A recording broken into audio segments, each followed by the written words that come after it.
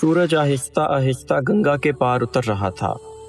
آسمان پر سنہری اور نارنجی رنگ ایک دوسرے میں گھلتے جا رہے تھے۔ شام کی ہوا میں ہلکی سی خنکی تھی اور اس کے ساتھ چندن، گلاب اور اگربتی کی خوشبو پھیل رہی تھی۔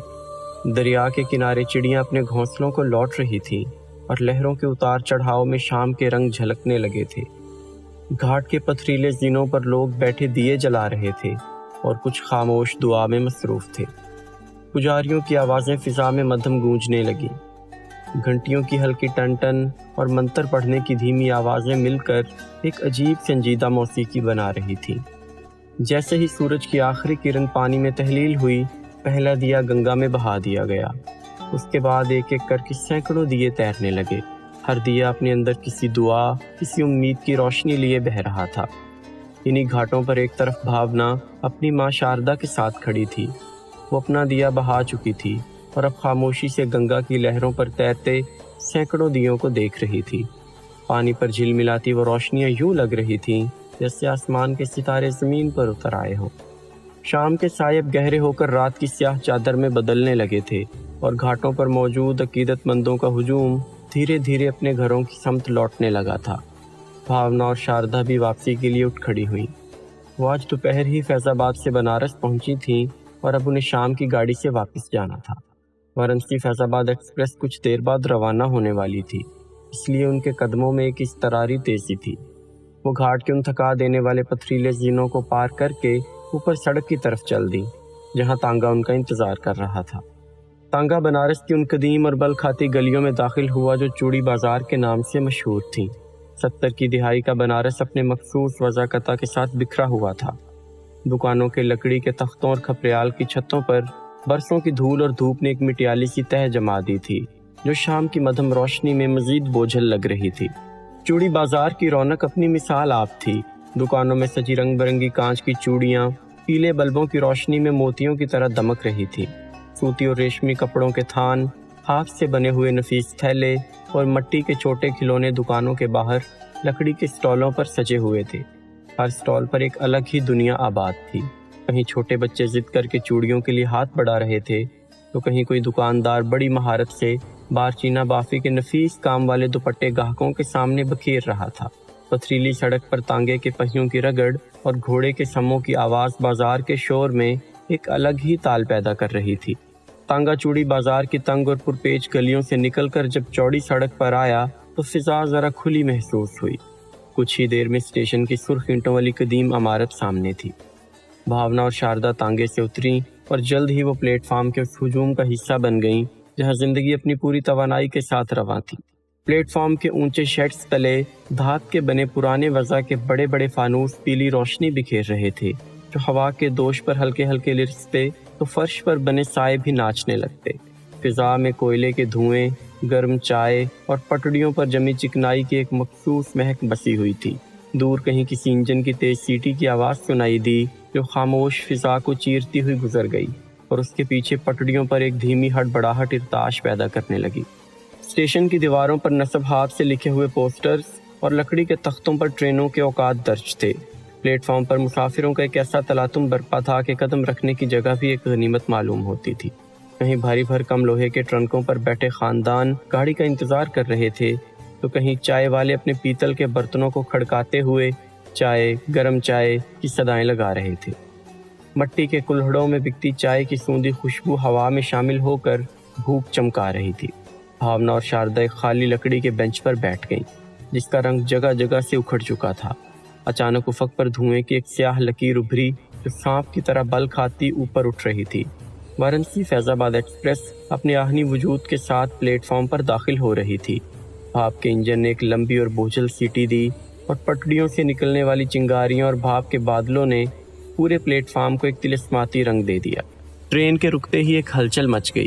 ڈبوں کے دروازوں پر اترنے اور چڑھنے والوں کا ایک پرجوش تصادم شروع ہو گیا۔ بھاونا اور شاردا نے اپنا سامان سنبھالا اور مخصوص ڈبے کی طرف بڑھی۔ کھڑکیوں سے باہر جھکتے ہوئے لوگ، ہاتھ ہلاتے عزیز اور الوداعی کلمات کی گونج، یہ سب بنارس کی اس شام کو جذباتی بنا رہے تھے۔ وہ دونوں اپنی نشستوں پر براجمان ہوئیں۔ کھڑکی سے باہر اسٹیشن کا منظر اب ایک چلتی ہوئی فلم کی طرح لگ رہا تھا۔ انجن نے ایک زوردار جھٹکا لیا لوہے سے لوہا ٹکرانے کی آواز آئی اور ٹرین نے آہستہ آہستہ رینگنا شروع کر دیا۔ پلیٹ فارم کے پیلے فانوس، وہ دوڑتے ہوئے پھیری والے اور اپنوں کو الوداع کہتے ہاتھ دھیرے دھیرے دھندلا کر پیچھے رہ گئے۔ فضا میں صرف ٹرین کی ایک سی لے میں بجتی وہ گڑگڑاہٹ تھی جو رات کے بھاری سکوت میں کسی قدیم راگ کی طرح گھل رہی تھی۔ ہوا میں شام کی خنکی بڑھ گئی تھی اور بنارس کی روشنی اب دور افق پر ایک سنہری یاد کی طرح چمک رہی تھی۔ بھاونا، کیسا رہا آج کا دن؟ شاردا نے نرم لہجے میں پوچھا۔ بڑے دنوں بعد گھر سے نکل کر آج بہت اچھا لگا اماں۔ گنگا کنارے آرتی دیکھنا اور دیا بہانا، دل کچھ پرسکون سا ہو گیا، جیسے بھگوان ہم سے راضی ہو گیا ہو، بھاونا نے خاویدے سے لہجے میں کہا۔ شاردا کے چہرے پر ایک تلخ سی لکیر ابھری۔ اس نے بھاونا کے معصوم چہرے کو دیکھا اور سنجیدگی سے بولی، بیٹا یہ سکون محض ایک شراب ہے۔ اگر بھگوان واقعی ہم سے راضی ہوتا اور ہماری دعائیں قبول کر رہا ہوتا تو ہم آج اس قسم پرسی کے حال میں نہ ہوتے۔ بھاونا نے کچھ لمحے اپنی ماں کے بجھے ہوئے چہرے کا طواف کیا، پھر ایک ناتواں سی مسکراہٹ کے ساتھ جواب دیا، جیسی اس کی مرضی اماں، تقدیر کے لکھے پر ہمارا بس ہی کیا ہے، ہم تو صرف اس کی بساط پر رکھے ہوئے مہرے ہیں۔ ماں نے ایک سرداہ بھری اور آنکھیں موند لیں، شاید وہ تلخ یادوں سے پناہ چاہتی تھی۔ بھاونا نے اپنے تھیلے سے کتاب نکالی اور اس کے ورق پلٹنے لگی، مگر الفاظ اس کی نظروں کے سامنے رقص کر رہے تھے۔ ذہن کہیں اور ہی اٹکا ہوا تھا۔ فیض آباد ابھی 3-3.5 گھنٹے کی مسافت پر تھا اور ٹرین اپنی پوری رفتار سے اس رات کے سینے کو چیر رہی تھی۔ جب کتاب میں دل نہ لگا تو اس نے تھک کر سر سیٹ کے ساتھ ٹکا دیا اور باہر گھپ اندھیرے میں ڈوبے ہوئے مناظر کو دیکھنے لگی، جہاں کہیں کہیں اکا دکا روشنی کے دھبے کسی بھٹکی ہوئی روح کی طرح دکھائی دے رہے تھے۔ بے خیالی میں اس کی نظر ڈبے کے دروازے پر جا پڑی، جہاں ایک نوجوان ساکت کھڑا تھا۔ وہ دراز قد تھا، اس کے نقوش میں ایک عجیب سی تمکنت اور وقار تھا، اور گہری آنکھوں میں تھکن کے باوجود ایک چمک تھی۔ سادہ سی شلوار قمیض میں ملبوس وہ شخص اس بھیڑ بھاڑ والی ٹرین میں بھی بالکل الگ اور معتبر لگ رہا تھا۔ ایسے باوقار لوگ شاذ و نادر ہی نظر آتے تھے۔ اچانک اس نوجوان کی نظر بھی بھاونا کے چہرے پر پڑی۔ ایک لمحے کے 1000ویں حصے کے لیے دونوں کی نگاہیں آپس میں پیوست ہوئیں، اور پھر اس نوجوان نے بڑی سرعت اور حیا کے ساتھ اپنا رخ دوسری جانب موڑ لیا۔ بھاونا کو اس کا یہ رد عمل نہ صرف عجیب لگا بلکہ اس کے دل میں ایک ہلکی سی لہر دوڑا گیا۔ اس نے سوچا، عجیب شخص ہے، آج تک جس کسی کی نظر بھی مجھ پر پڑی وہ میرے حسن کے حصار سے خود کو نکال نہ پایا۔ کیا اس کہتے رجال کے دور میں اب بھی ایسے گوہرے نایاب موجود ہیں جن کی نگاہیں احترام کی دہلیز پار کرنے سے پہلے ہی جھک جاتی ہیں؟ اس نے تحقیر بھری نظروں سے سامنے کی نشست پر بیٹھے ان 2 لڑکوں کو دیکھا جو ٹرین میں سوار ہونے کے بعد سے اب تک اسے اپنی بھدی نظروں سے تول رہے تھے۔ ان کی آنکھوں کی بے باکی اور اس نوجوان کی حیا کے درمیان ایک خلیج حائل تھی۔ بھاونا نے گہری سانس لی، اپنی کتاب کو سینے سے لگایا اور آنکھیں موند لیں۔ تجسس اور حیرت کا ایک ملا جلا احساس اس کے رگو پے میں سرایت کر رہا تھا۔ دن بھر کی مسافت اور تھکن نے آخر کار اسے اپنی آغوش میں لے لیا اور وہ خوابوں کے ایک نئے سفر پر روانہ ہو گئی۔ تقریباً آدھے گھنٹے بعد ٹرین نے ایک زوردار ہچکولا لیا اور کسی گمنام چھوٹے اسٹیشن کے پلیٹ فارم پر دم توڑنے لگی۔ لوہے کی رگڑ اور بھاپ کے خراج کے شور کے ساتھ ہی خوانچہ فروشوں کی کرخت صدائیں اور مسافروں کا بے ہنگم ازدحام فضا میں زہر گھولنے لگا۔ اسی آشوب میں بھاونا کی آنکھ کھل گئی۔ اس نے بوکھلا کر ادھر ادھر دیکھا۔ ڈبے میں حبس اور شور کا راج تھا، جبکہ اس کی ماں شاردا ابھی تک گہری اور تھکی ہوئی نیند کے حصار میں تھی۔ اس کی نظر ڈبے کے دروازے پر پڑی، جہاں وہ باوقار نوجوان اب موجود نہ تھا اور نہ ہی سامنے والی نشست پر وہ 2 لڑکے نظر آ رہے تھے۔ بھاونا نے اطمینان کا ایک سانس لیا، مگر یہ سکون چند لمحوں کا مہمان تھا۔ وہی دونوں لڑکے ہاتھوں میں تیل سے چپچپا کاغذ کا ایک تھیلا لیے فاتحانہ انداز میں ڈبے کے اندر داخل ہوئے۔ ان کے چہروں پر ایک بےہودہ سی مسکراہٹ تھی جو بھاونا کے رگو پے میں خوف کی ایک لہر دوڑا گئی۔ وہ دونوں سیدھے بھاونا کی طرف بڑھے۔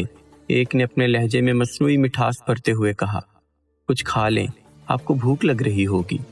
بھاونا نے اپنی نظریں جھکائے رکھیں اور نہایت سرد لہجے میں جواب دیا، شکریہ، مگر مجھے کچھ نہیں چاہیے۔ ارے ایسے کیسے نہیں چاہیے؟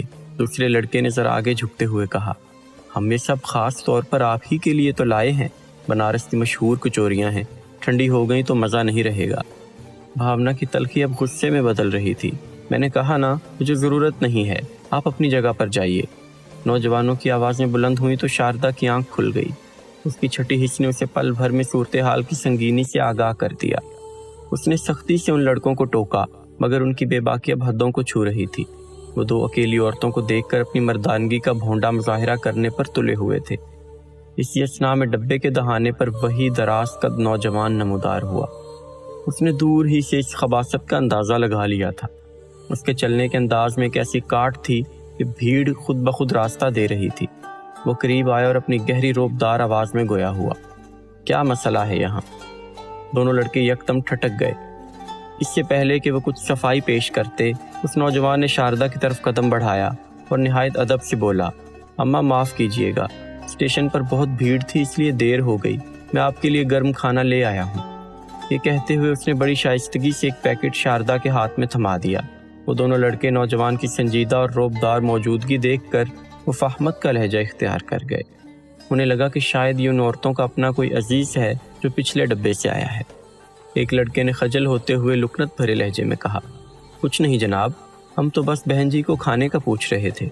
نوجوان نے اس کی آنکھوں میں آنکھیں ڈال کر نہایت تہذیب مگر کاٹ دار لہجے میں جواب دیا، آپ کی ذرہ نوازی کا بے حد شکریہ، مگر میں کھانا لے آیا ہوں۔